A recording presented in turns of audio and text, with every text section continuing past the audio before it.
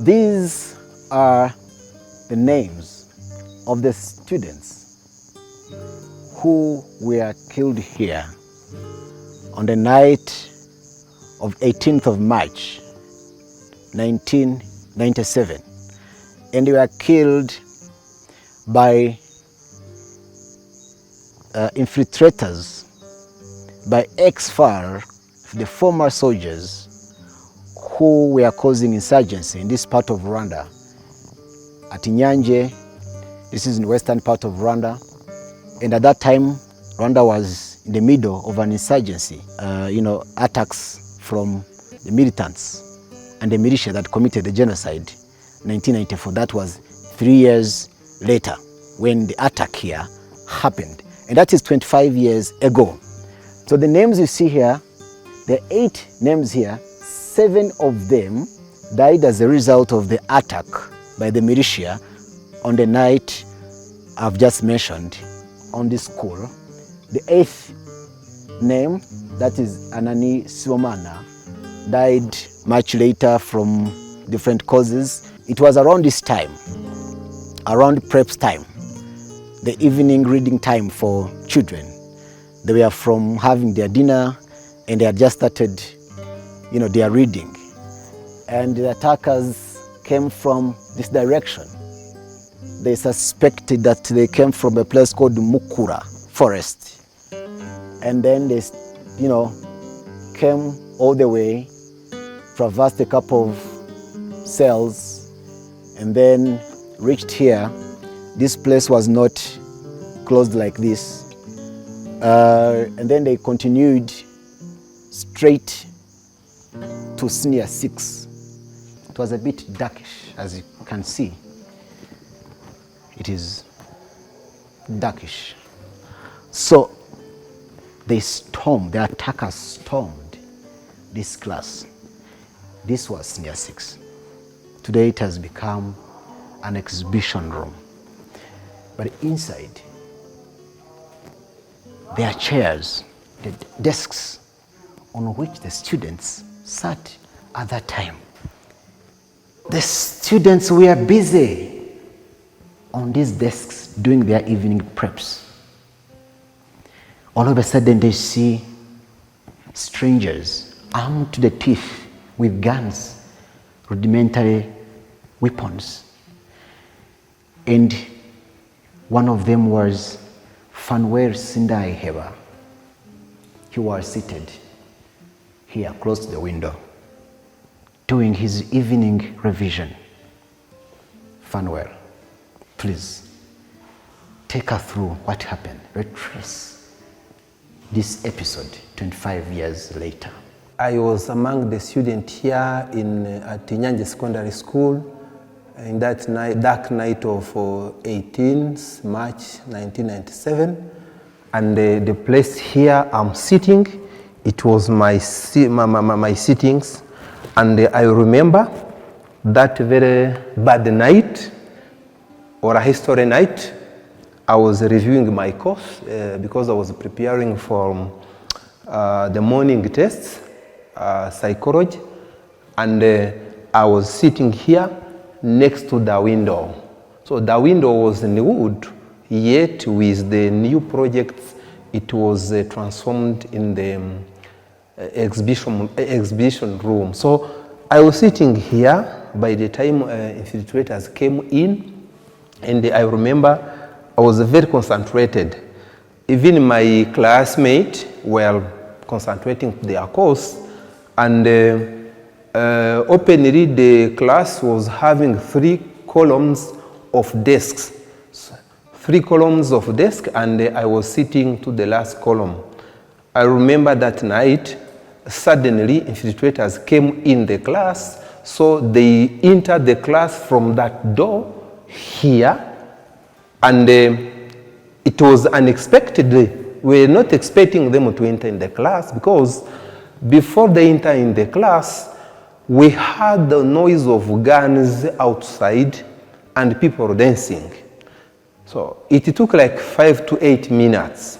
But we said, maybe because we are not thinking people could come and attack or kill us, we thought maybe it was a fight between the Rwanda Patriotic Army and the infiltrators, because they used to come in this area, in this region, steal, kill people, and they were thrown back.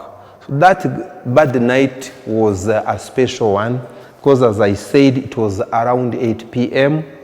when abruptly 3 people, armed people, with guns, and I remember one was armed with a gun and a very big sword. They jumped in the class. There were 3 in military uniforms and civilian clothes, meaning that it was a mixed up. You could see one with a military cross up and with a trouser, a civilian trouser. So they came in immediately. One of them, which I qualify as their group leader, who was in the middle, I remember they came in here. There were 3. The one which I qualify as their group leader was standing here, because here was my class. The second one was next here, and the third one was on that side. Remember, that time we used, the classroom has only one door, the entry door, not the exit one. Then the bigger man, which I qualify as the group leader, said, "Do you know us?" He used a French sentence. He said, "Est-ce que vous me connaissez?" Then we said no. The group leader said, "Then you are going to know us." So that particular time, we could not know what was going to happen. And at that time, we did not know their plan. But again, the group leader said, "But if you facilitate our work, if you make our work easier, nothing harm will happen to you."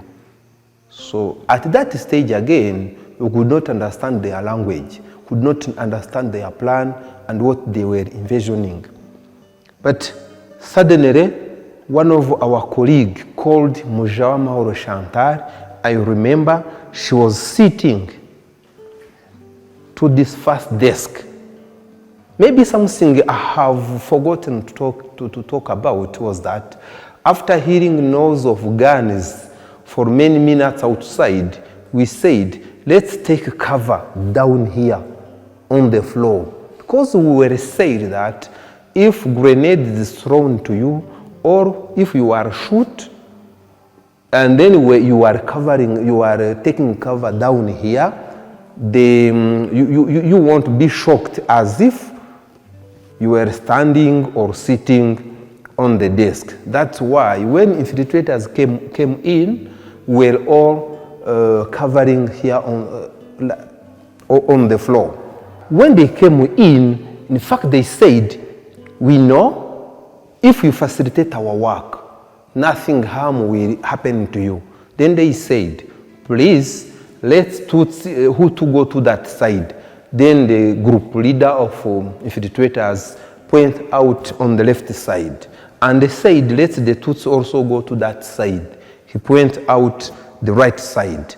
It's where the right here and the left here. So because, Tutsi were to go to the right side and Hutu to go to the left side. As I said, they were standing in front of us here. And it was the group leader who was just guiding and giving instruction, requesting us to separate ourselves. Our colleague Mujawamahoro Chantal, who later was killed, was laying down here, took cover here on the floor. When she said, There is no Hutu, there is no Tutsi, we are all Rwandans. I could read through their faces that they were surprised, as if they were not expecting such response. Then immediately, I could see the group leader again giving a sign to his fellows, like saying this. So they went out of the room. When they went out of the room, they went out, and something I have noticed was that when they arrive out, they knock on the window here, and the glass was broken. So after breaking the glass, they throw 2 grenades in the classroom. So the first grenades, so it was repaired later, so was thrown here. So next to you? Yeah, it was next to me. And that one did not harm me, that did not wound me. Rather, it wounded some of my colleagues like Angelique Nkunduwera, like Bavakure Cesar, and some others. So after throwing the first grenades and wounding some of my colleagues, they throw the second grenades in the class. So the second one was the one that destroyed my back and my shoulder, and also wounded some other of my colleagues like Dativa, like Urimubeshe Manuel, like Florence, and others. So as I said, they threw 2 grenades from the broken window here, and immediately they came back in the class. As I said, they used the same way when they have entered the first time. So suddenly, after throwing those 3 grenades, and some of our colleagues seriously wounded by the grenades, they again came in as 3. The same question as they said, they stood up here. The group leader of the infiltrators said again, we said Hutu to that side. Again, they point out the left side. And again, they said Tutsi to that side. They point out the right side.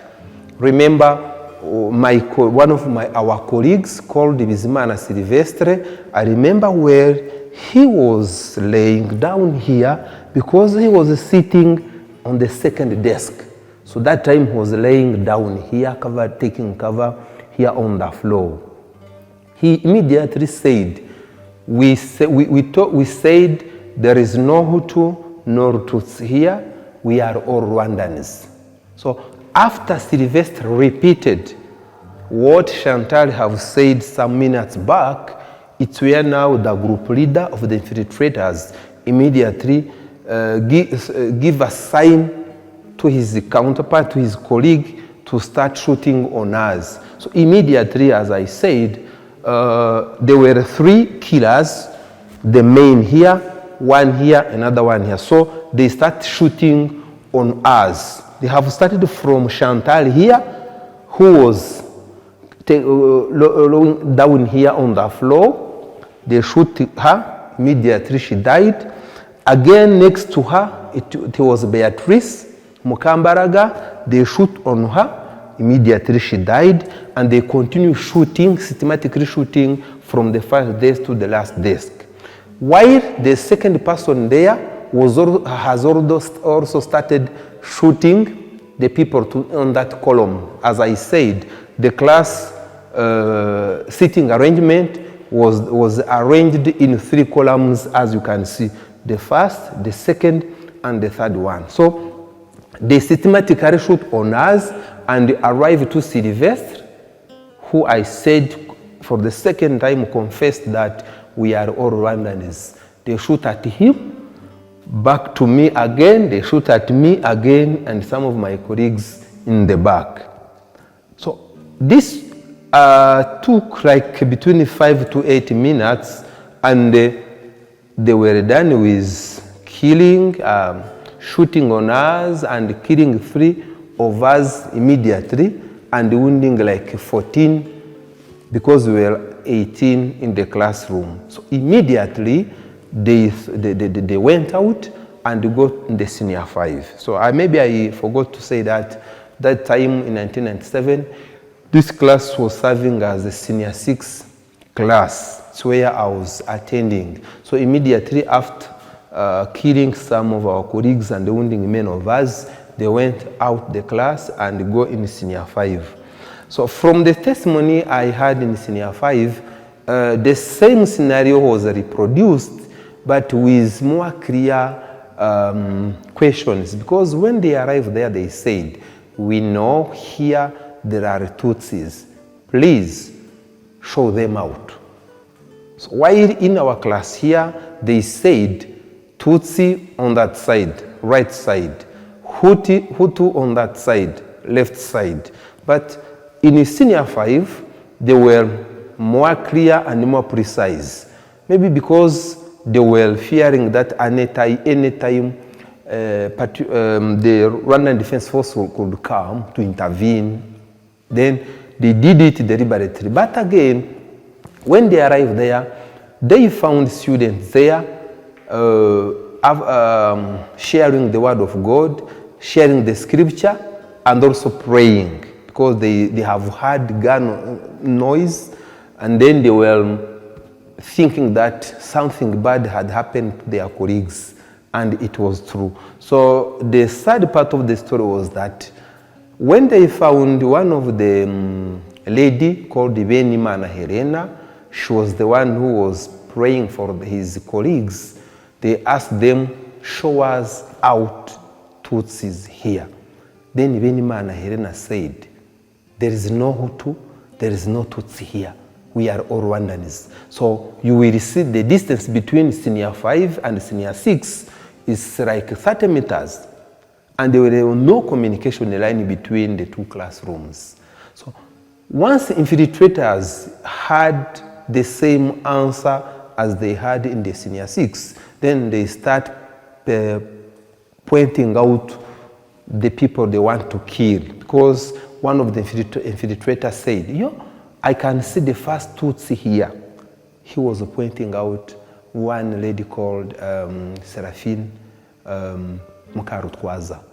So she was shot, immediately she died. Then when they shoot on Séraphine and she died, Helena said, "Oh," she was surprised. She was very emotional. "Are you killing Séraphine?" Then one of the infiltrators said, "This will be the next to be killed because he will denounce us." So Helena was also shot and she died. So they continue looking for Tutsis in their classroom, but yes, looking after people, shooting on them. But by God's grace, many were wounded. The second person who was killed was Valency. We will see his portrait in the exhibition, because after seeing that they are surrounded with killers, they are surrounded with infiltrators, and there is no way to escape, he said, "Oh, colleagues, let us try to find ourselves a way out."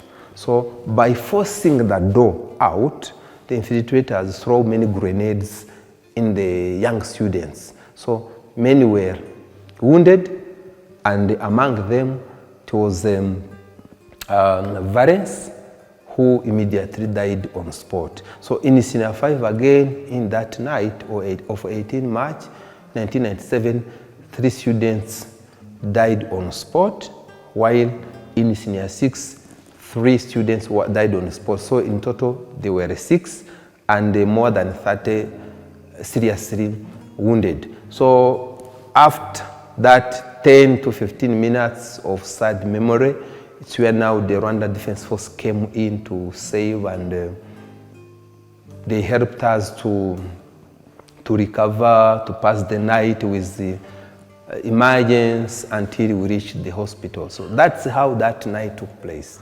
So after that sad event, we said we need to keep that memory. That's why this room is no longer serving a classroom, but is serving as a memory. So you will see around the story of Nyange School, as you can see displayed. So that first room serves as to show the Rwandan history, how Rwanda was built, and the school itself, the history of the school. This is the second room. You can read through how the killers came in, as I said, and ask students to separate ourselves, and then we said, no, we are all Rwandans.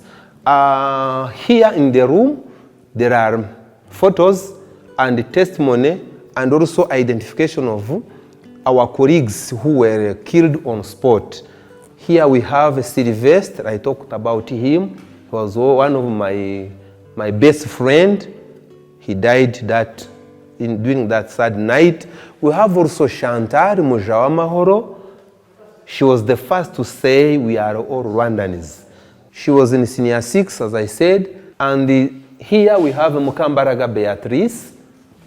She was sitting next to Chantal. She was also killed on spot that very sad night. And we have 3 others in senior 5. We have Mukarutwaza Séraphine. She was the first to be killed in senior 5. We have also Benimana Hélène in the back here. She was the second to be killed in senior 5.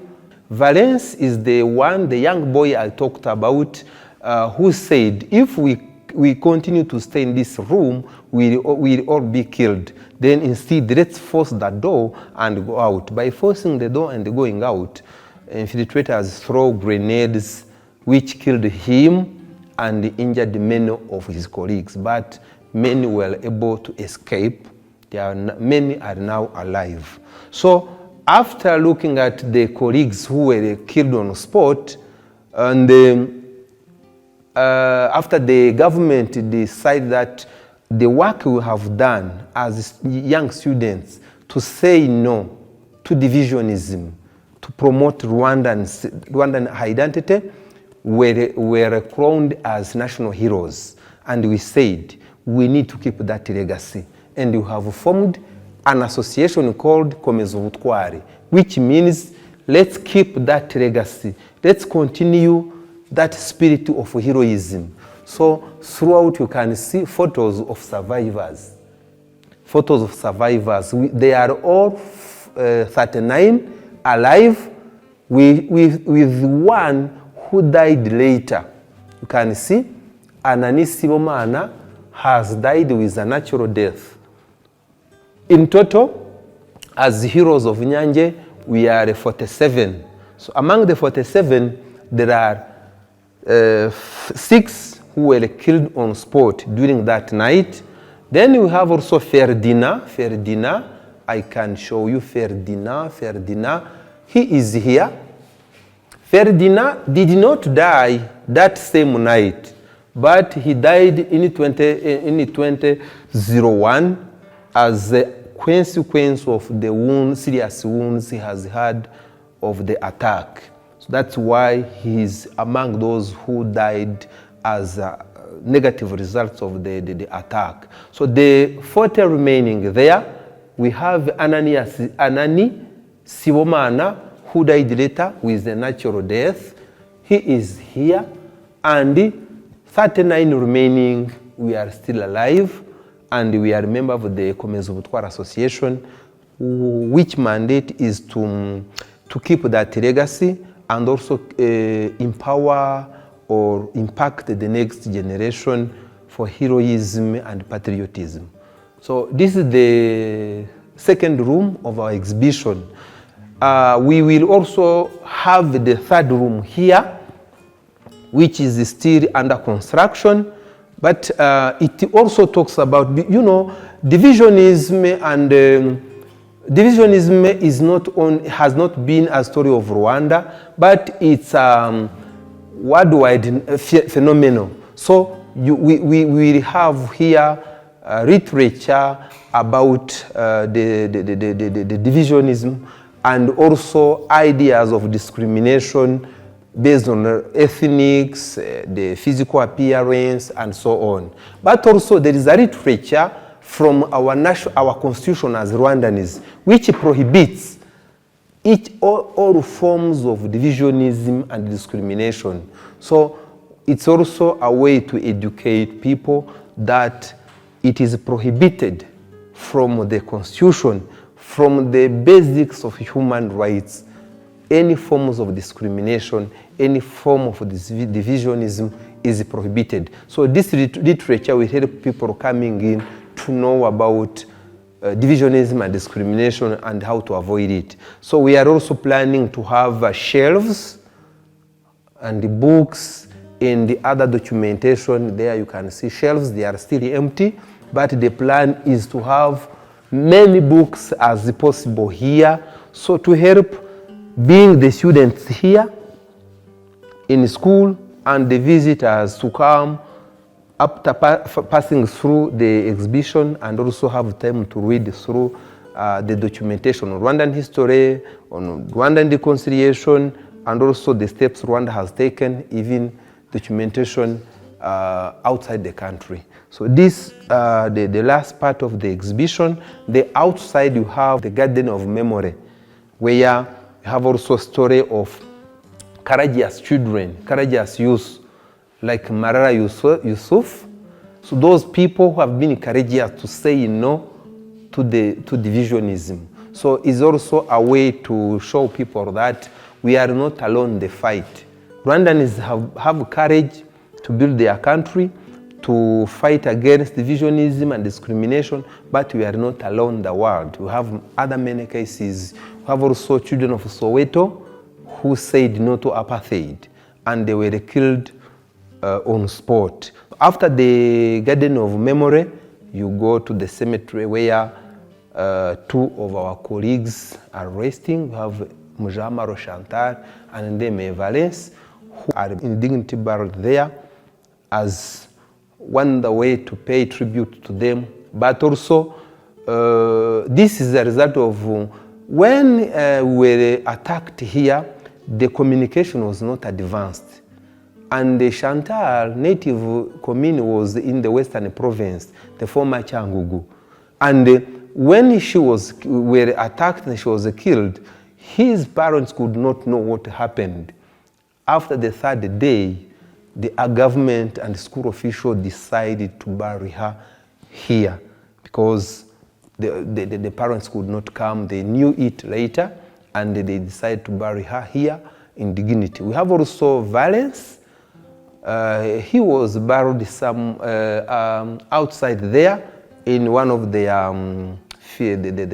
farm, and later we realized that there were landslides and there was no security around his where he was laying, and then we decided to bring him back to this school. Fanuel Sindaihewa, yes, please. Our national hero in the Imena category, who is living today. It's a great honor to have had this time with you. Thank you for tracing this story, for taking us back 25 years. You know, telling us what happened to you and your colleagues.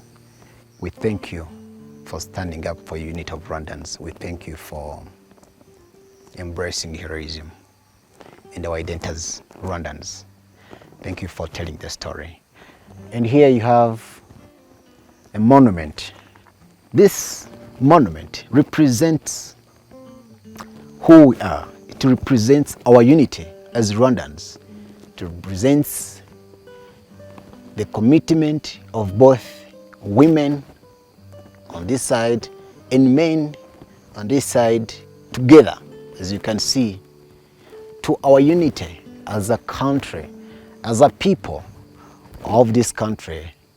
But of course, 1994, that identity almost perished when the government at the time, the regime, the genocide regime at the time, set out to kill a section of the population, to annihilate, to finish off the surface of the earth, one section of the people. Thankfully, the country, that did not happen. The country was liberated. The people of Rwanda were liberated. Fast forward to 1997, a group of militia attackers invaded this school, visited carnage on the school, killing 6, as you heard, students in cold blood murder. A 7th died later from wounds. Today we remember them, 25 years later. This monument represents what they stood for. It represents their bravery. It represents their courage. It represents their heroism.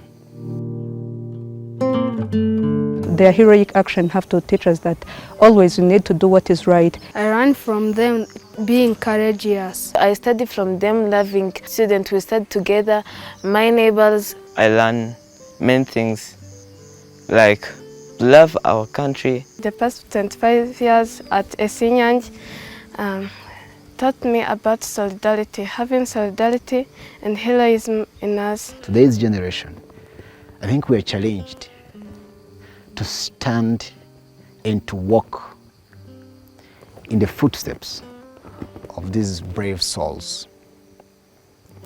Those who departed, those who were killed, and those who are living today, like Mr. Fanwell and his colleagues. We pay respect to you, we honor you, we want to say thank you for representing